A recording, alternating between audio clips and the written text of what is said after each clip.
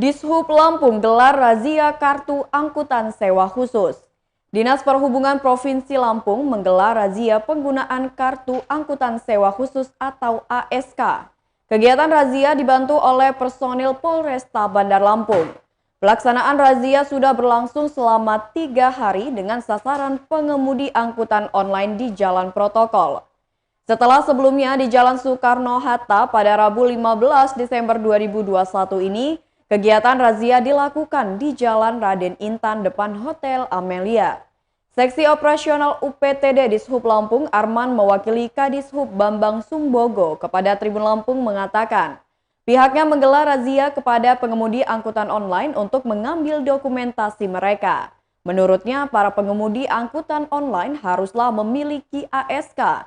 Apalagi para pengemudi angkutan online ini membawa penumpang. Pengurusan ASK ini bisa langsung dengan aplikatornya dan juga bisa menghubungi Dishub Lampung. Hari pertama ada 15 orang yang terjaring tidak punya kartu ASK. Hari kedua di Jalan Soekarno-Hatta Bypass ada 7 orang yang terjaring. Hari ketiga di Jalan Raden Intan sampai pukul 10 waktu Indonesia Barat terdapat ada 4 pengendara yang terjaring tidak memiliki ASK. Dikatakannya pelaksanaan razia akan digelar selama 4 hari. Arman menambahkan, pihaknya ingin menertibkan para pengusaha aplikator untuk memperhatikan mobil yang bergabung dengan mereka. Jangan sampai para pengemudi angkutan online bekerja tanpa ada yang bertanggung jawab. Dishub Lampung memberikan kesempatan kepada pengemudi untuk mengurus ASK ini. Jika tidak diurus pada saat razia 1 bulan ke depan dan terjaring, maka akan dikandangkan mobil tersebut.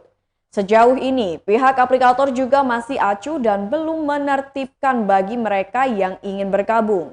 Karena setiap pengemudi online harus memiliki kartu ASK. Tanpa ASK ini, Dishub tidak tahu berapa jumlah driver online tersebut. Syaratnya untuk memiliki kartu ASK ini harus bergabung dengan aplikator terlebih dahulu. Bagi yang sudah diperiksa ada stiker ASK di kendaraannya. Pengemudi angkutan online Eko mengatakan bahwa dirinya memang salah belum memiliki kartu ASK tersebut.